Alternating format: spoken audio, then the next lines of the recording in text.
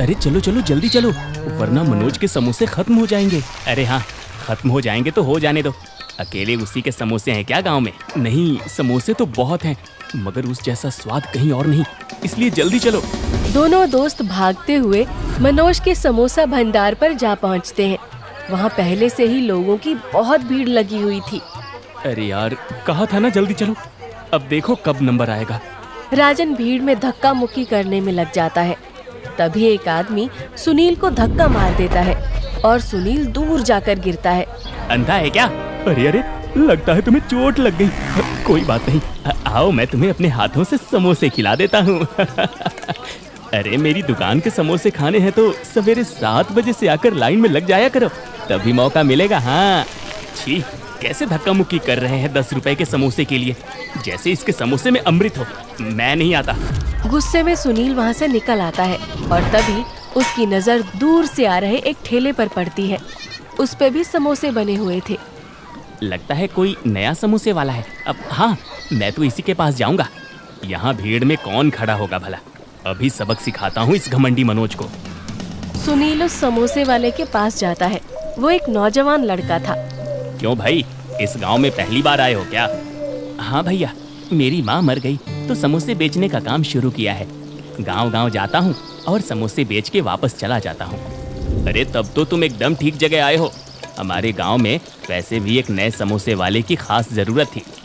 ये मनोज के समोसे खा खा के मैं पक भी गया था, ऊपर से भीड़ ऐसी कि जैसे मानो मुफ्त में बेच रहा हो। सुनील और मंटू आपस में बात कर ही रहे थे कि तभी मनोज की दुकान पर कोई आता है और भीड़ छट जाती है। हटो हटो, अरे उन्हें आने दो। अरे आइए आइए आइए विपुल जी आइए। अरे क्या जरूरत है मनोज भाई, जैसे सब समोसे ले रहे हैं वैसे मैं भी इंतजार करता हूँ ना अपनी बारी का। अरे आपको इंतजार थोड़ी ही ना करवाएंगे। आइए आइए, आगे आइए। हाँ, आइए आगे आइए, बड़ा आया नाटकबाज। लाओ तुम समोसे दो, इसे अभी सबक सिखाता हूँ। जी जी, ये लीजिए भैया, गरम गरम तीखी चटनी के साथ खाइए, एकदम मजा आ जाएगा। वैसे ये लंबा चौड़ा आदमी कौन था? यहाँ का सरपंच है क्या, जो इसे इतना सम्मान मिल रहा है? नहीं नहीं, ये फौजी है। पहले फौज में था, फिर एक टांग में गोली लगी और वापस गांव भेज दिया गया। ओह अच्छा अच्छा, तब तो इनका सम्मान करना बनता भी है। सुनील जैसे ही समोसा खाता है उसे समोसा पसंद आता है। समोसा ठीक था मगर इतना भी खास नहीं था। लेकिन सुनील को तो मनोज की दुकान से भीड़ कम करनी थी, तो वो जोर से चिल्लाया। अरे अरे अरे अरे, ओफो, ये क्या खिला दिया रे भैया? क्या हो गया भैया? समोसा ज्यादा गरम था क्या? गरम? अरे गरम नहीं, गजब गजब था यार। क्या समोसा था, मैंने 24 साल में ऐसा समोसा नहीं खाया। कहाँ थे तुम अब तक दोस्त? भीड़ का ध्यान सुनील की बातों पे गया और लोग धीरे धीरे मनोज की दुकान से हटकर मंटू के ठेले पर आ गए। हाँ, वैसे इसके समोसे भी अच्छे ही हैं।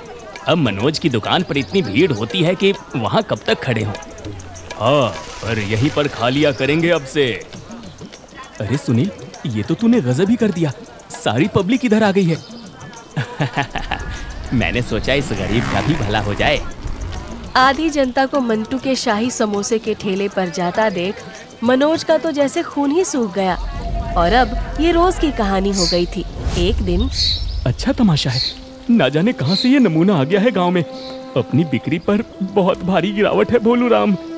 जी सेठ जी, लेकिन फिकर की कोनो बात नहीं है जी।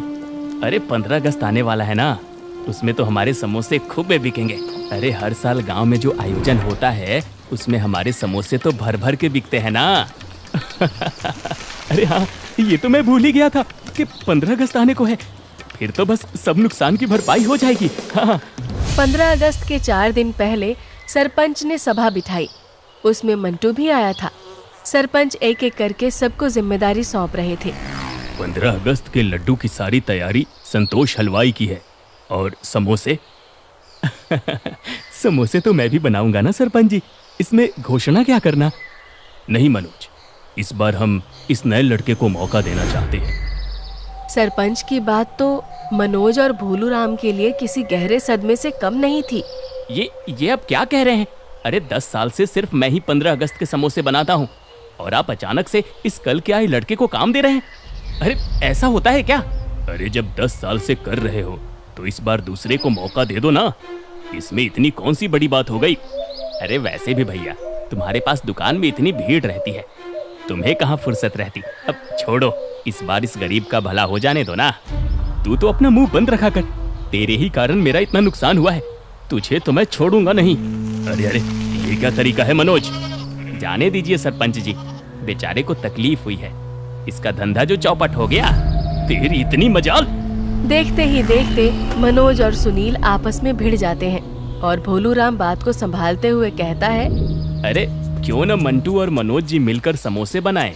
अब मनोज जी के यहाँ सालों से समोसे बना रहे हैं और ये मंटू हैं तो नौसिखिया ही हैं, तो क्यों ना दोनों मिलकर काम करें।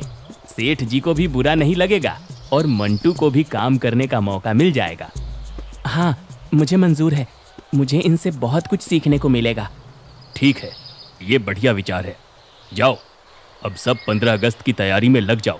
और हाँ, जाने से पहले मैं घोषणा करना चाहता हूँ, इस बार 15 अगस्त के दिन एक बहुत खास मेहमान आने वाले हैं और वही ध्वजारोहण करेंगे। खास मेहमान की बात सुनकर लोग आपस में बातें करते हैं और फिर देखते ही देखते सब तैयारियों में जुट जाते हैं। अब बस 2 दिन में आयोजन था, लेकिन मनोज मंटू से चिढ़ा हुआ था। सेठ जी बताइए, कैसे काम शुरू करना है? अब तो बस 2 दिन ही बाकी है। जैसे करना है करो, मुझे नहीं पता। तुम्हारी तो इतनी वाहवाही सुनी है, तुम तो खुद सब कर लोगे ना। क्या, मगर आप कुछ नहीं कराएंगे क्या? क्यों भाई, तुम्हें अब जरा से समोसे बनाने में भी मेरी मदद चाहिए है क्या? हाँ, अरे मेरा नाम तुम्हारे काम से जुड़ रहा है, वही सबसे बड़ी मदद है। चुपचाप काम खत्म करो, और जब ये लोग सुनेंगे ना कि तुमने मेरे नीचे रहकर काम किया है, तब ऐसे ही तुम्हारी शान गांव भर में बढ़ जाएगी। क्या? अच्छा अच्छा, ठीक है सेठ जी, जैसा आप कहें, लेकिन मैं रात को काम नहीं करूँगा। अब अंधेरा होते ही मैं चला जाऊँगा। क्यों भाई, अंधेरे से डर लगता है क्या? अब हाँ, ऐसा ही कुछ समझ लीजिए। ठीक है, मुझे क्या, दिन में सब काम निपटा के जाना बस। बड़ी चालाकी से मनोज ने सारा काम मंटू के माथे मढ़ दिया और खुद आराम करने लगा। वाह सेठ जी वाह, इसे कहते हैं दिमाग। बिना काम के आधा मुनाफा आपका होगा। भोलूराम और मनोज की प्लानिंग जबरदस्त थी, लेकिन कोई और भी था जो रात के अंधेरे में प्लानिंग करने में लगा था। यहाँ मैंने सब कुछ संभाल लिया है, 15 अगस्त की तैयारियां धमाकेदार होगी। 15 अगस्त का दिन था। गांव के बड़े मैदान में सभी गांव वाले इकट्ठा थे। प्रोग्राम बस शुरू ही होने वाला था। वाह वाह वाह, क्या खुशबू है समोसे की। हाँ, लेकिन आज तो ये तय नहीं कर सकते ना कि समोसे किसके हैं, क्योंकि आज तो मनोज और मंटू ने मिलकर समोसे बनाए हैं।